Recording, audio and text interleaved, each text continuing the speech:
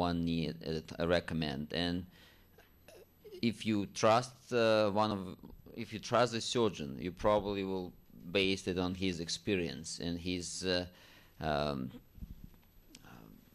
view on this, because it's absolutely possible to do both ways. I mean, it's a lot of doctors who has enough assistance that they can start one knee and they're starting the second knee almost simultaneously, so you get both knees done at the same time, and surgery time is not much longer than one. It's much more difficult to do the rehab, so you have both knees operated. I myself, I do one knee at a time. I don't even know, Tony, what's your view, but it's a lot of doctors in this town who will do both knees at the same time. This is one of those topics I tell everyone it's like religion for surgeons. You know, you have a belief, you have a strong feeling, you know, or belief, what one way or is the other. I will tell you there are pros and cons for both ways. And like Anton said, certainly there are surgeons that will do both. In my case, I actually used to do both at the same time, but I've actually gone now to doing one and then what we call a staged manner. And the reasons for that is, number one, you can do technically, as a surgeon, we could definitely do both hips or both knees at the same time. I mean, that's not a technical issue. We could do that. But there are certainly stresses to the system that go along with that. So each person's, again, a little different with that. The literature supports that it's probably never good to have both hips done at the same time, except in very special situations. But the literature does support that it is safer to have both knees done at the same time. So if you're thinking about that and you want to think about it, to only think about it with the knees, and that is definitely a discussion you should have with your surgeon as well. So.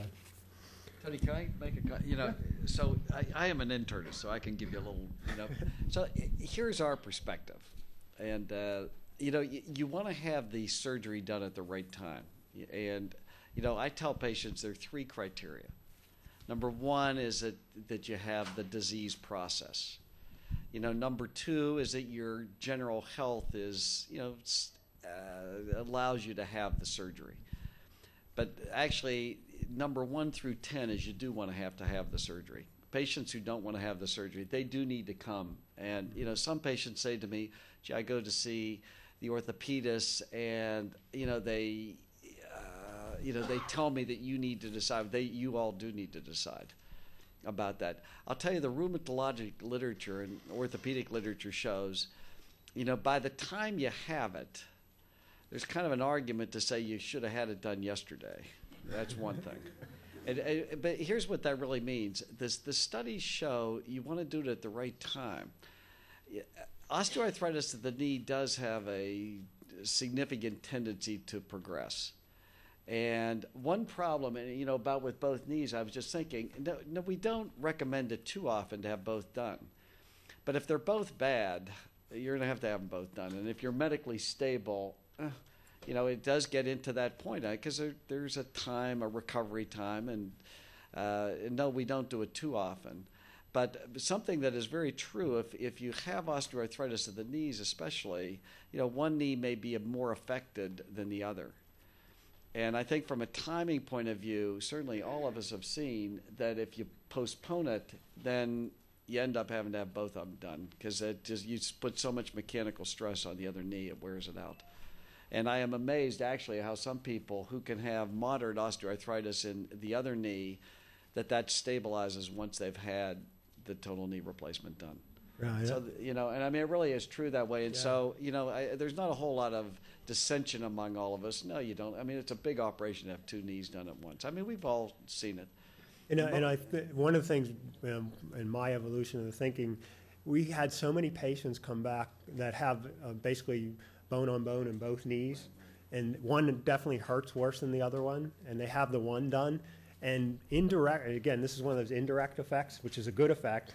Indirectly, I mean, a large percentage of patients, after they have one knee and that becomes their good leg, it seems to indirectly help the other one.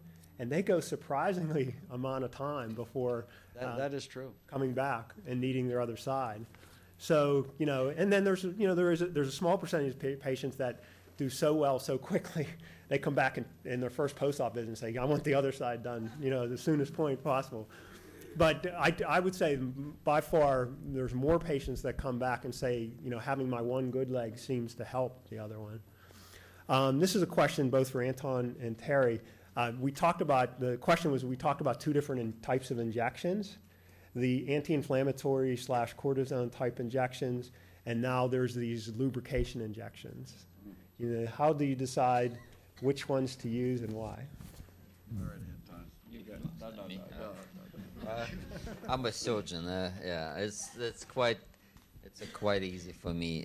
So basically, it depends what patient want and what stage arthritis I can see in the knee.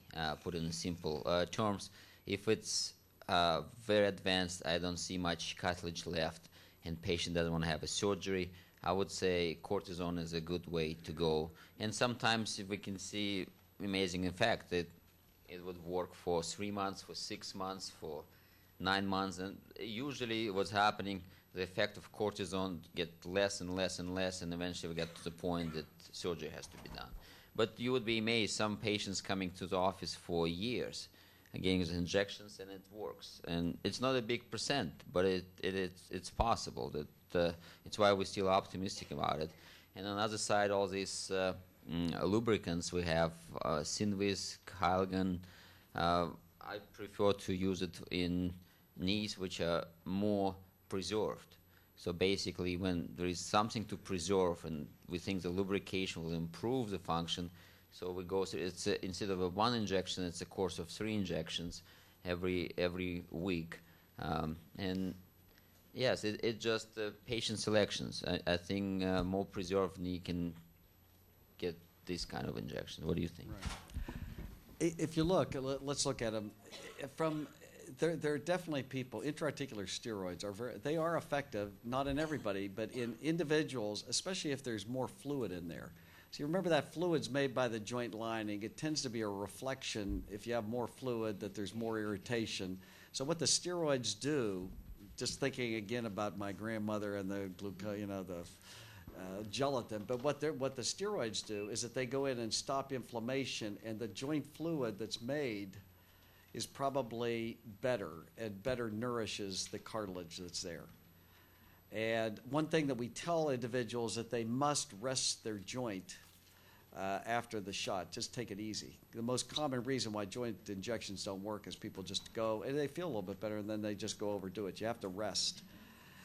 Intra-articular hyaluronic acid is what these are called. Hyaluronic acid is one of the components of joint fluid. It's made by the joint lining cells. The question is, and it actually adds to the viscosity, it influences the viscosity, how thick the fluid is. As to whether that works, one little anecdote, I was doing a presentation at the American College of Rheumatology, and it was kind of some little basic science thing I was doing. But right beside me, it was right when the intra-articular hyaluronic acids came out, and there were the presenters were 2 women from Sweden who actually were kind of hired, and they were very attractive to say. I've never had more people come to my poster ever, because they were waiting in line to talk to these women here, But I remember, and I'm not trying to be facetious, but to listen, you have to ask yourself, so what does this stuff do intra-articularly? And I remember them saying in their little Swedish voices that it improved the environment and the cartilage. I don't know. And so there's still a lot of question as to how these work. And if you look at the placebo-controlled trials, remember one last point. These are approved as devices. They are not approved as drugs.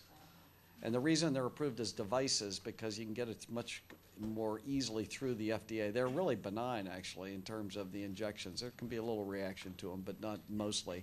And if you think about them, how could putting something in your joint fluid a couple times, 3 to 5 times, really influence the natural course? I don't know that it does that much. I don't think it does a whole lot. Just buys a little time. I think, sort of, again, a general guideline of what our patients have told us is the anti-inflammatory injections, they're cortisone or steroid derivatives, but you have to remember the majority of the ones that the doctors use are designed to stay in the joint where you inject them. They're not the ones you take by pills or get in muscles that have all the side effects